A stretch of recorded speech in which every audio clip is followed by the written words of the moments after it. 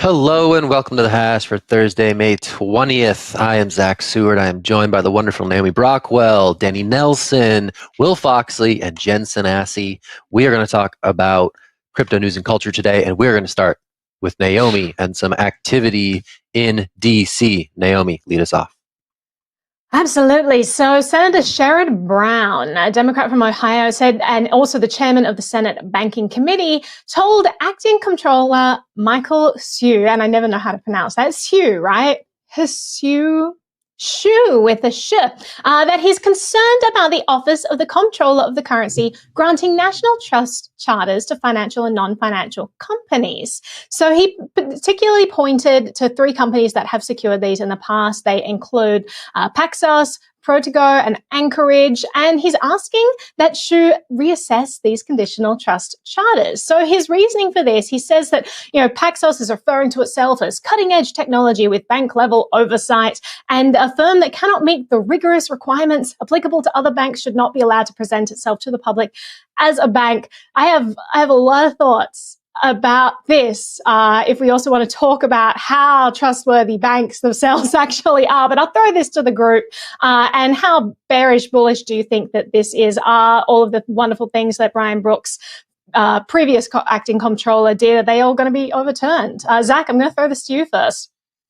I think this is a really interesting development, and to see the I can never say this word, politicization of the OCC in DC remains really interesting to me. So yeah, obviously Brian Brooks pushed the ball forward on what were largely seen as crypto-friendly policies, giving crypto custodians some of the same regulatory protections as other financial institutions are entitled to.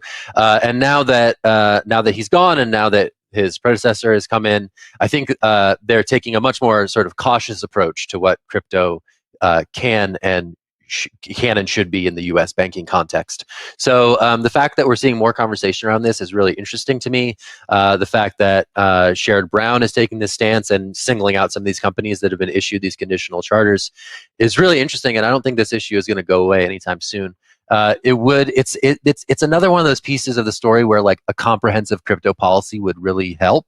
And there had been some reporting in the lead up to this that there are conversations into maybe forming an interagency group. But this is that there is no comprehensive crypto regulatory framework in the US story. And this is the latest manifestation of that. And because of that, we're sort of seeing this become a political football. And this to me is what this story tells me. But I'm super interested in this. I'm very curious about your take, Naomi, and I think Danny might have something smart to say as well. Yeah, I'll throw to Danny first, but just before I do that, I'll just mention, Senator Brown. He's notoriously anti-crypto. Every single hearing that you watch, he's just asking questions that clearly show that he doesn't really understand crypto. He's very, very anti-financial sovereignty. So it is. I mean, it's not surprising that he's writing this. But Danny, what are your thoughts? Yeah, well, I think that there are really two things at play here. Just 2 days ago, we saw Michael Sue say that he was going to be reviewing all the crypto actions that Brooks put through, and also that with Senator Brown's letter yesterday, with him singling out Brooks and noting that Brooks, he came from crypto and he's back in crypto, and I think that he's back in crypto now with a position at Binance. So in Washington, I think they really like to hold on to very tangible things. And, a guy who comes into the regulatory position from a crypto company, Brooks came from Coinbase, and then right after leaving and doing some crypto actions, going back to that same industry, that's not going to look, the regulators and the senators aren't going to look at that and think, wow, that's a completely clean relationship going on here. So, I mean, I think there's a very, in the logic of Washington, I think it's very reasonable that they would pursue this. I would say personally disappointed that he's singling out specific companies, and I'm a little surprised by that. But, if Brooks came from crypto and he's back in crypto, so I think this is a natural outcome of those two moves. Yeah, I'll grab it there really quick. I think like in a broader picture, it's also interesting to see that we have this continuation where we have the United States very divided in between two political parties, and it's been that way forever. But crypto is kind of like spread out between those two parties. And there's people in the Democratic Party, Gary Gensler for one, the now head of the SEC, is very pro-crypto. But then we have other people in the Democratic Party who are anti-crypto. And the same thing we see in the Republican Party, where we had some people put in by Trump, US President Trump, were very anti-crypto, and some were pro-crypto. And it's just like dividing even parties. They don't know how to interact with this new digital asset framework. And even Sherrod Brown's comments here are just like interesting in the sense that he doesn't quite know how to like understand or frame what these digital assets are for the US right now. I mean, he's been on this committee for ages, and now he has like this whole new asset come into play that is very different from anything else that the US Senate has seen before. And like, I've been to some of these talks before on Capitol Hill, and it's just quite clear that the people who are interacting with it, from the aides all the way to the top to the senators, they just don't know what they're talking about with it. And their prime goal is just to maintain the hegemony of the US dollar. And I think that's the only thing that they have a main interest in. And that's why you see like these, when the hammer comes down, it's about protecting the banking sector.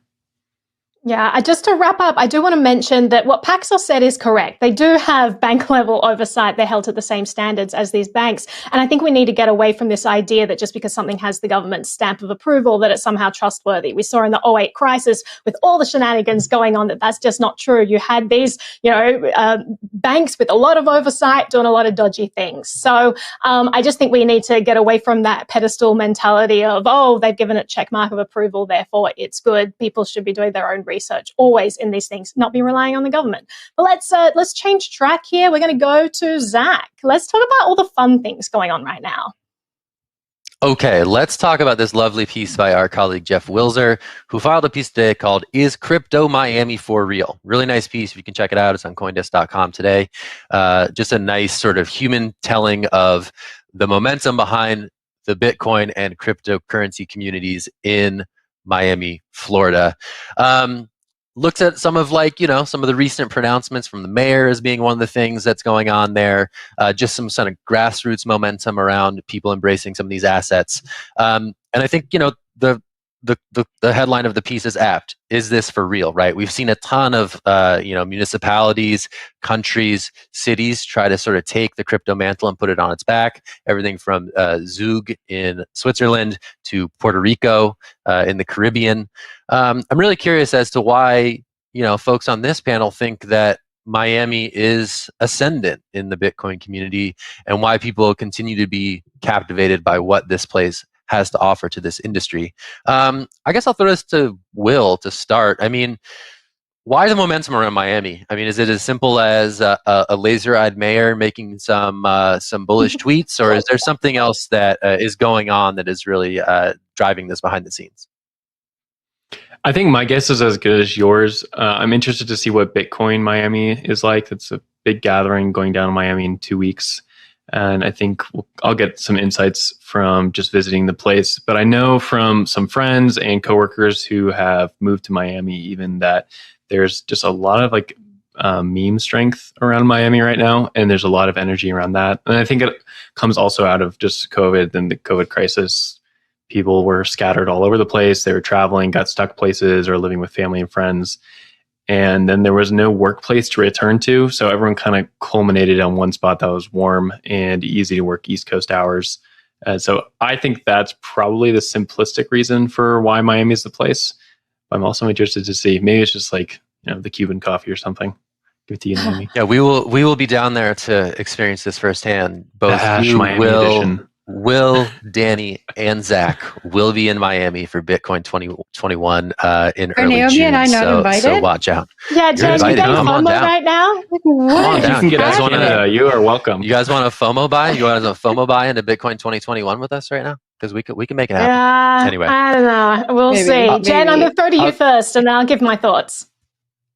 Yeah, this piece read to me almost like a Hollywood film. As I was reading it, I was like, this needs to be made into a documentary. We're not only hearing about tech bros, we're hearing about artists and performers and rappers who are all really immersed in the community and immersed in crypto in in Miami. And so I'm really interested to hear what Zack and Will and Danny come back with from the party that we're not invited to in Miami. But it just, the piece really painted a picture that to me felt very, very bustling and very promising. About it, and I hope that the conference kind of like adds to that hype and shows people a good time, and then Miami can maybe show the rest of the country what crypto could be if the states would let it be.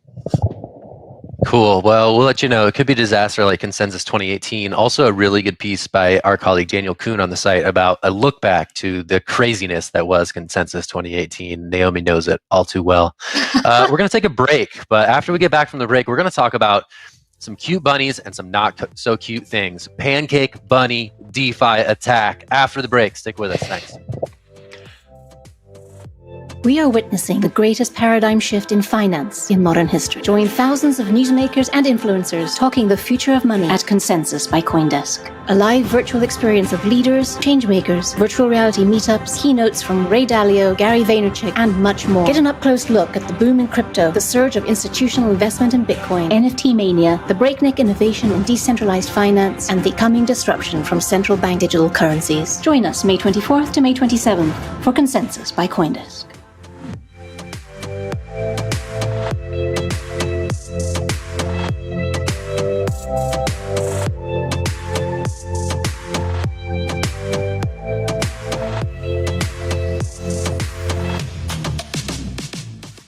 Welcome back to The Hash. So I want everyone to put their seatbelts on really quick as I read this headline. It's pretty fantastic. Okay, y'all strapped in? Let's do it, guys. I'm ready. Flash loan attack causes DeFi token bunny to crash over 95%. A hacker used PancakeSwap to manipulate the bunny market and crash its price nearly to zero. So first thoughts on that, Zack? What do you get? What do you get from that headline? Another day in crypto. I love it. I didn't know that bunny. I didn't know that like animal memery was a thing. I mean, a food memery for sure. Food's out. No more donuts. No more pancake. Of course, we got animal memery. We got Shiba. We got Akita. Oh yeah, the dog. Oh, I'm sorry. The dog. That's the dog many community, animals, though. That's Zack. the dog coin community. That's specific. Yeah, to we're moving dogs. on to rodents. Yeah, we got rabbits in here. That's cool. So let me tell you a little bit about this. So, okay, yield farming aggregator Pancake Bunny, which is a decentralized exchange on top of the Binance chain ecosystem. Stay with me. There's a lot of buzzwords here. Had a flash loan attack, crashed the token's price by 95%. So basically what you need to know here is that someone manipulated the price of tokens on another system related to this Pancake Bunny exchange, which caused this exchange to cascade. The token's value, of course, dropped 95% from $146 to $6.17. The attacker made out with over $3 million, which I think they converted from Bunny tokens to the more respectable Ether token. CZ of Binance did not respond to questions or comment from CoinDesk, and Binance itself has not commented on the attack. So kind of hilarious story all around, except for if you are a bunny whale, that'd become a bad day for you. But Jen, what's your thoughts? Well, I have a question. So we talk about DeFi and how it's becoming so much easier for people to get involved with. And then we have stories like this. And when we talk about them, we say, well, it's just another day in crypto. And I think they're really, really scary for people to hear about. And so how do you, what should the mainstream people be thinking about this story? The mainstream person would probably laugh at this headline, I'm assuming. But I think if you're going to use this exchange, there's a few things you need to know. First of all, if you're using anything on Binance Smart Chain right now, you're just in a situation where you could get what's called rug pulled, where just the exchange collapses on itself. We saw this last summer with a lot of the Ethereum exchanges, where they were just kind of getting up and running 90 days into the project and something happens, there's bad code, and you really only find out about bad code when the project is live. That's just kind of how these blockchain exchanges work. And now we're seeing it for Binance Smart Chain. And as like more of these decentralized exchanges go live 90 days in, I just kind of expect these things to keep happening. So I would say move over to like a proven exchange if you don't want to get rug pulled. But there is more profit on these more risky Binance chains. So that's the downside.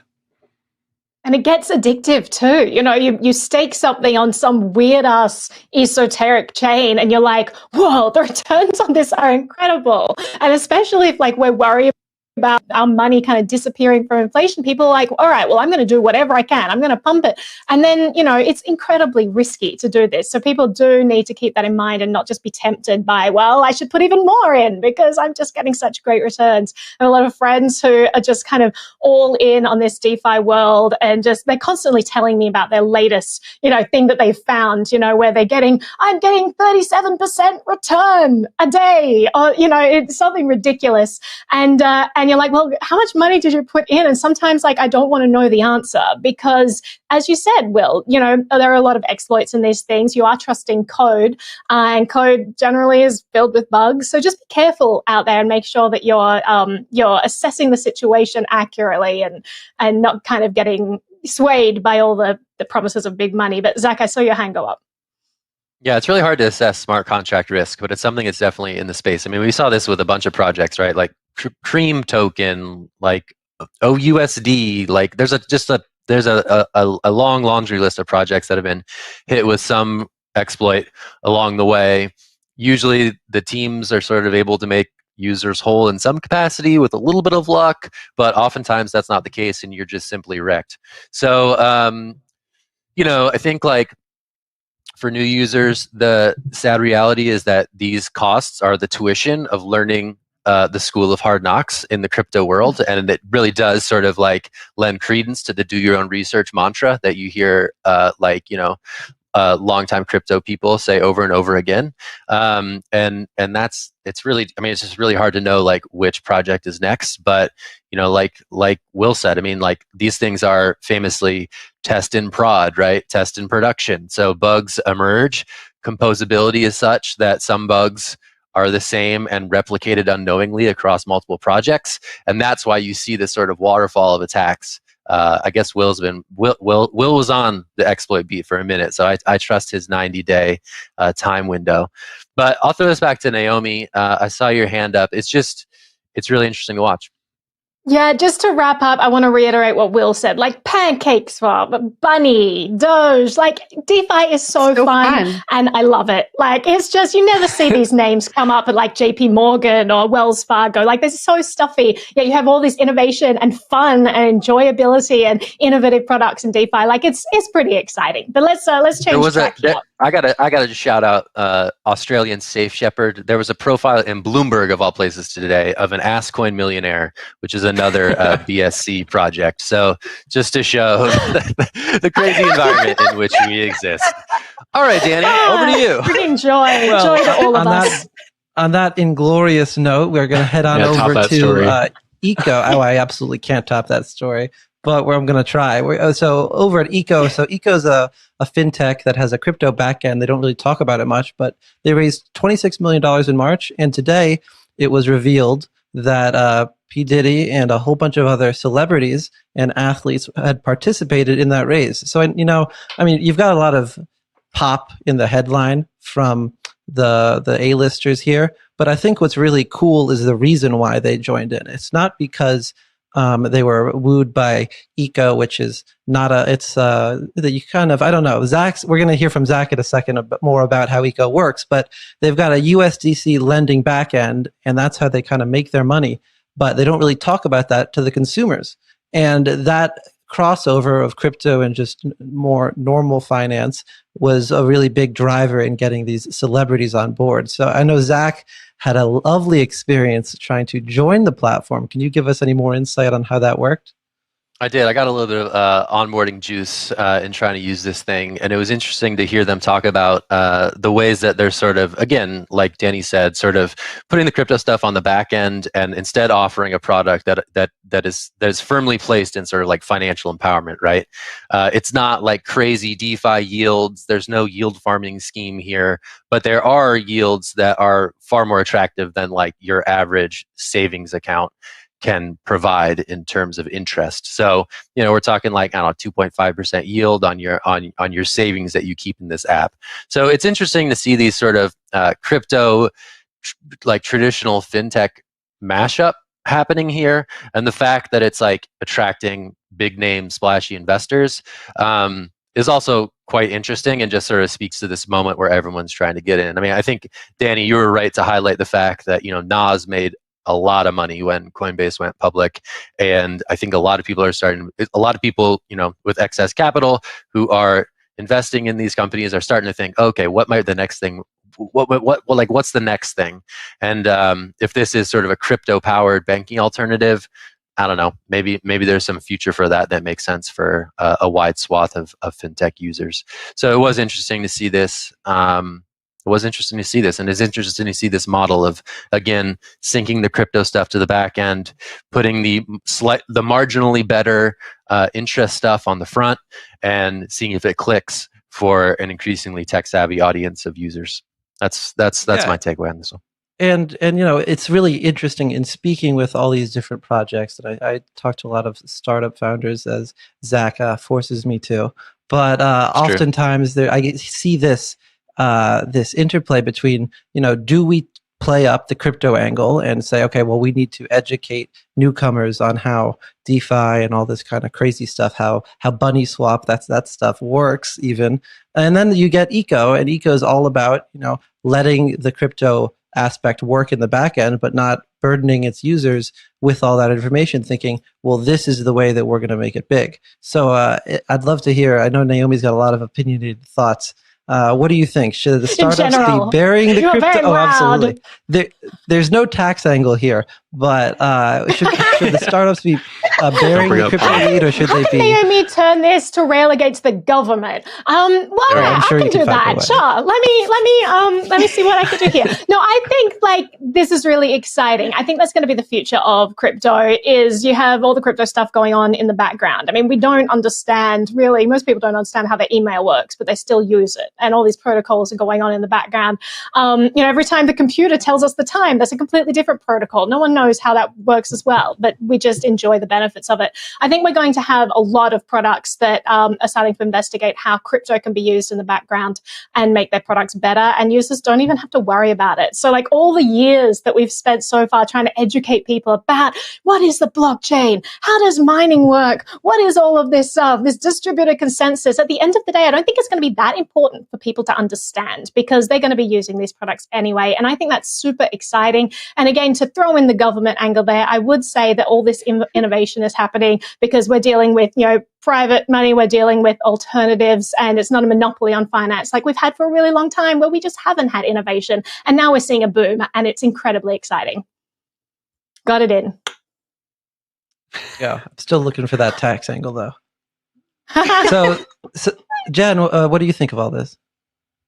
Well, I completely agree with Naomi. I think hide all the crypto and focus on user experience, because there's a lot of benefit for people, but I think this educational barrier kind of blocks a lot of people who can get a lot of use out of the technology away from the app. I do think eventually one day, understanding blockchain and all of the back end stuff is going to be something that's very normal and very native to people. But right now, let's keep it in the back end. And this is really cool. Before I go into my story, though, I want to ask you guys, why do we put so much value on where celebrities invest their money?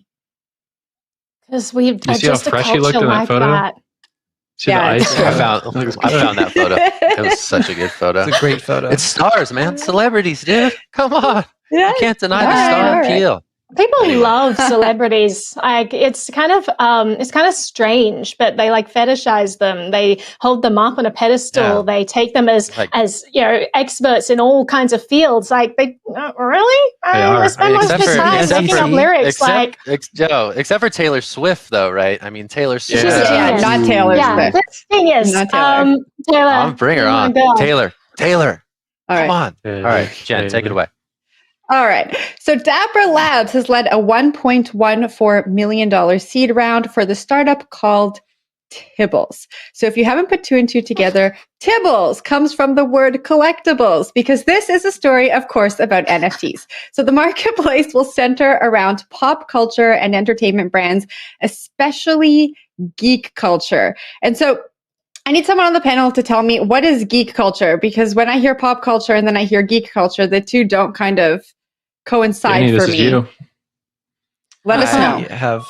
I love that you pointed me out there, that you targeted me. I have no idea whatsoever. Come on, Danny. I'll take it. I got it. I'd love to hear this riff, though.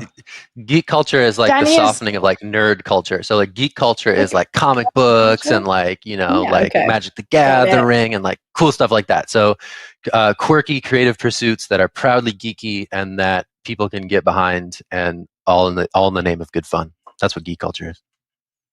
So thank you, Zack. What's interesting to me about this platform is it's not going to be all in one place. They're kind of dispersing the technology across different apps. So for example, if you want to participate in NFTs that have to do with Game of Thrones, there is a place for that. And if you want to do Star Wars and Mickey Mouse, they're all separate so that communities can build around these brands. And I thought that was really interesting. Naomi, when I say that, do you think that can work, or do you think that now feels like we're doing too much at once, especially for a company that's just raising a seed round? I don't even know. I mean, like NFT world right now, I think maybe they're all doing too much, right? And maybe they're not doing the right things. We're going to see what happens. The market in general is definitely cooling. NFT market in particular is cooling down. But if these guys can innovate and figure out what NFT 2.0 is, that's going to be interesting, because I don't think NFTs in their original format really work too well. And I would like to see more permanence on the blockchain. I would like to see people not paying just for a pointer that points to like some centralized link where a JPEG's uploaded. That stuff doesn't make too much sense to me. But if it is permanent, if it's immutable, if it's forever, then it starts to get a little more interesting and trustable. So I'm excited to see how the tech evolves and what comes next. But Will, I'll throw this to you. Yeah, I have two thoughts on this story. So first, I think that Dapper Labs is right just to be throwing things at the wall, even if they're not going to stick long term. Like, this is the time to do that. They've made a lot of money. They've had some good funding rounds, and their valuation is super high. I think it's like $7 billion or somewhere around that. Like, NBA Top Shot was obviously like their best product and probably will be their best product going forward. Just sports card market in it of itself is huge, and every 7th grade kid has a cell phone, and they don't use physical things anymore. They use their phone. And that's the market they're capturing, and it's going to work. I don't know if something like this with like geek culture would necessarily work, but I think I get to the right kind of questions to be asking. Are all these things going to be digitized? So that's kind of my second point, is like it makes sense for them to be pursuing digital cards as opposed to like a lot of the other NFTs we've seen out there have just been like, let's tokenize this artwork from Banksy. It's like, well, it's interesting. I don't know how long that's going to last though, because people who enjoy art typically want it physically in their home, and they don't want an LED screen up on their wall. They want like a physical. But Will, what if your home is also digital? In the metaverse? That's true. Okay. Well, I just got checkmated, so that's great. But I'll throw it over to Zack. Two things come to mind. I mean, I think the idea of like building these little micro communities is really smart. So like it's sort of like each coin has a community, each particular geek brand has a community, and to provide those communities with the infrastructure to thrive and talk amongst themselves is kind of smart. So I'm interested to see if that takes off. I'm also like, I have this new theory that like NFT platforms are like NFT platforms are to this cycle as enterprise blockchain pilots are to the last cycle. I'm starting to get that vibe, and I'm starting to like use that lens to evaluate incoming NFT pitches. But I'm gonna lob that out there and see what happens. But Naomi, did you have something? Yeah, I just wanted to say, like, how cute is their play on words with Tibbles? Like, yes, it's collectibles, but Tibbles, a cat name, Dapper Labs, Crypto Kitties. It's what created this whole NFT, phenomenon, basically. Like, I just thought that was really adorable. But that's all I have to say. I throw it back to you, Jen. I love that. I didn't actually make that connection. Tibbles with little cats. Okay, sorry. Off the back of what Zack was saying about the communities, what's interesting about this platform also is they're encouraging bartering. So if you own an NFT, you're not going to be able to kind of sell that off. You're going to have to barter with other people in the community to to really get that trading experience. And I can imagine that in that process, you're going to make friends and you're going to want to come back. And this feels almost like another iteration of what social media is and maybe where social media is trying to go today. So that kind of felt really interesting to me. Naomi, did I just see your hand go up? Yeah. It's interesting, like reading this article, because there's a lot of emphasis on bringing people back to the platform. They're like, how do we get engagement? We don't want them to just come on, make some money and leave. It suggests to me that they've seen a huge amount of churn. They've seen, like in the hype cycle, people coming in, testing out, then leaving and never coming back. So now they're like, all right, how do we get people to actually stay? Because when it comes to VC money, that's what VC investors want to see. They want to see like regular users. What is the, how much retention have you got on your platform? So the fact that that's where their mindset is gone, I think it really does underpin this churn that is likely going on in the NFT space for a lot of these platforms right now. All right, we'll wrap it up. We'll wrap it up. I think the quick buck is a feature, not a bug, of the NFT market. So I'd be curious to see how this bartering thing works out. But anyway, we're gonna leave it there for the hash today. Thanks so much. It's Thursday, May 20th. I'm Zack. Naomi's here. Will's here. Danny's here. Jen's here. Whole gang's here. We'll be back again tomorrow for a Friday edition. Stick around. CoinDesk TV, 3 p.m. Eastern, has all about Bitcoin, which should be fun. And until then, go read that Miami piece on CoinDesk.com. That's a good one. And we will talk to you all later. All right. Thanks so much, everybody. Bye. Bye.